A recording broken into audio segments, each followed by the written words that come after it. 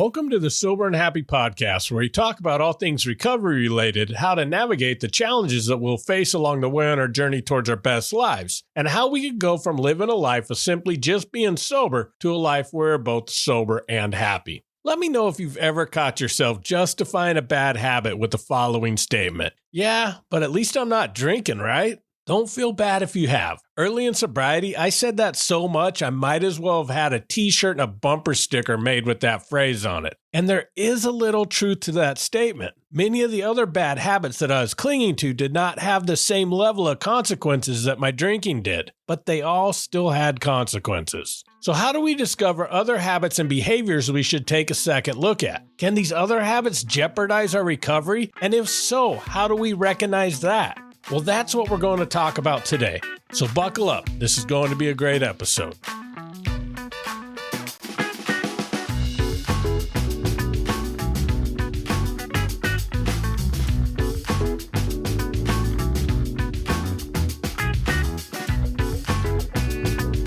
Welcome back. Addiction is mysterious and doesn't always manifest in just one form. It seems like as soon as we get a handle on one addiction, it's not uncommon for others to creep into our lives, sometimes unnoticed. This phenomenon is what we call cross-addiction.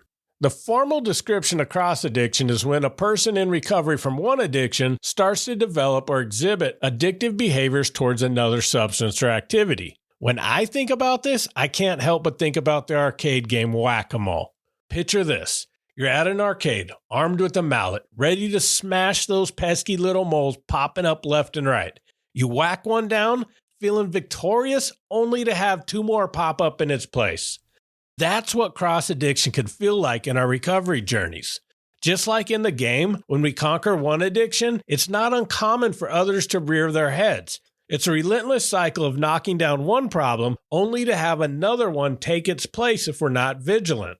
In the game, if we are focused, we could keep hitting these moles as they pop up and get a score we could be proud of. But if we try to ignore the moles, thinking that we have done enough just by putting a quarter in the game and pressing the start button, we soon will be staring at the words game over flashing at us. It is the same in dealing with addictions. We could either face the things as they come up, or we could just try to sit back and ignore them, and then game over. So why does cross-addiction happen? Well, addiction isn't just about the substance. It's about the underlying issues and patterns of behavior. When we remove one addictive substance or behavior from our lives, if we don't address those underlying issues, we may find ourselves seeking a quick fix in something else. So how do we face these other habits and behaviors that not only could be negatively affecting our lives today, but also could be leading us down a dangerous path in the future? The first step is recognition. Some cross-addictions are glaringly obvious to spot. For example, I was a chain smoker when I first got sober. I planned on quitting someday, but I didn't see the need to quit right then. And after all, at least I wasn't drinking, right? Next, we need to evaluate each one. This process is very similar to why it was important to get honest with ourselves about our alcoholism. I will give you a short example, but if you want to dig into this more, check out episode number 21 of this podcast. So let's get back to our smoking example. There were many things I didn't like about smoking. I hated being out of breath if I tried to do anything that required even moderate physical activity. I hated reeking like cigarette smoke and being the smelly kid in the office, at family gatherings, and around pretty much anybody who didn't smoke. I was tired of my life revolving around smoke breaks. I remember one time having a 45-minute layover at an airport and deciding to chance it by going outside to have one cigarette and almost missed my connecting flight trying to get back in through security. I was also broke at this time, having just gotten sober, so there was also the financial stress of having to choose between paying bills, getting out of debt, and being financially responsible, or figuring out a way to continue to support my expensive smoking habit. And then there are certain long-term, more serious health consequences associated with it. Chronic bronchitis, emphysema, lung cancer, and the fact that it will certainly cut years off of my life. There was no debate on whether there were negative consequences associated with my smoking habit, but I didn't think it was hurting me that bad, which sounds ridiculous since I'm talking about something which is likely going to kill me if I didn't quit. But if I am defending a habit that has so many negative consequences, we know that I must be getting something out of it. That is the second part of this process, identifying why we are engaging in certain behaviors. For smoking, I was using it as an attempt to treat some of the same things I was using alcohol for. When I felt stressed, I turned to a cigarette. When I felt anxious or depressed, I lit up. When I was bored, another smoke. When I was about 2 years sober, I decided it was time to quit smoking. Once again, though, I didn't address many of the underlying things that often led for me reaching for a cigarette. So after I quit smoking, instead of lighting up a cigarette, I was finding myself at the refrigerator. When I was stressed, I ate. When I felt anxious or depressed, I ate. And when I was bored, you know it, I found myself in front of an open fridge door looking for something to eat. That, my friends, is how the pattern of cross-addiction goes. If we remove one substance without addressing the reasons why we're reaching for outside things to try to feel better on the inside, we'll always seek out a replacement. The patterns of my habits did not change, only the substance. And it isn't just physically addictive habits we need to look for. Many of us, when we first got sober, find that we have a lot of spare time. So suddenly we find ourselves spending hours glued to our phone, endlessly scrolling through social media to numb that void. Loneliness is often a big problem too, and when not addressed in a healthy manner, we might find ourselves texting a toxic ex, telling ourselves that we're just seeing how they're doing, or swiping left and right on Tinder, hoping to find a one-night fix for how we're feeling. It isn't just physically addictive substance that we find ourselves hooked on. Many of us lived a very chaotic lifestyle when we were hustling to feed our addictions. It can be easy to unknowingly get addicted to that chaos, so we might find ourselves feeling very uncomfortable in a life with less drama, so we begin to create drama to fill that void. It might be creating and feeding on gossip, always talking about our problems, intentionally putting ourselves in situations that we know are going to blow up,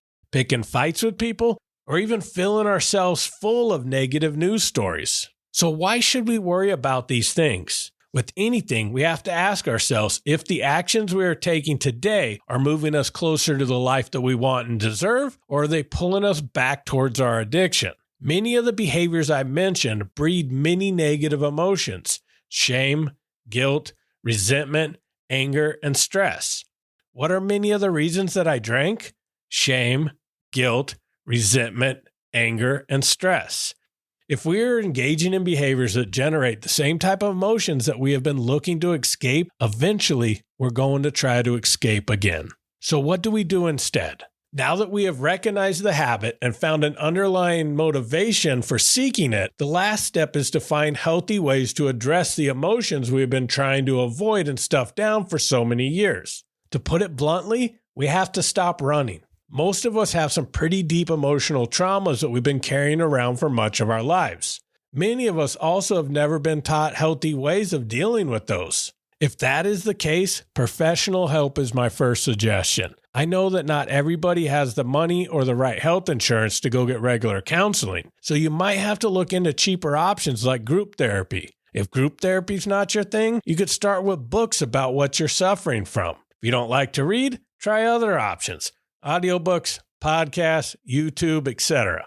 And if you've managed to shoot down all of those ideas, well, sometimes we have to do things we do not necessarily enjoy to get the results that we desire.